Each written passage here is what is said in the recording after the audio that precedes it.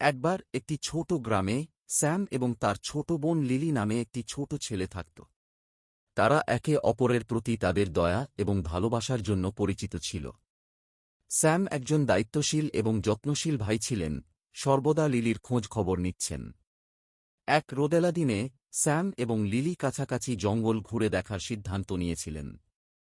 তারা তাদের প্রিয় স্ন্যাক্স সহ একটি ছোট পিকনিক ঝুড়ি প্যাক করে তাদের দুঃসাহসিক কাজ শুরু করে। জঙ্গলের আরও গভীরে যেতে যেতে ওরা একটা আহত পাখির উপর আছড়ে পড়ল ভাঙা ডানা। পাখিটি বেদনায় কিচিরমিচির করে উঠতে পারল না।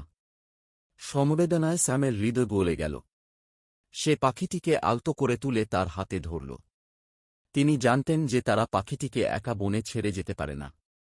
তাই তিনি এটিকে বাড়িতে নিয়ে যাওয়ার এবং সুস্থ না হওয়া পর্যন্ত এটির যত্ন নেওয়ার সিদ্ধান্ত নেন। তাদের বাড়িতে ফিরে স্যাম এবং লিলি একটি কার্ডবোর্ডের বাক্সে পাখির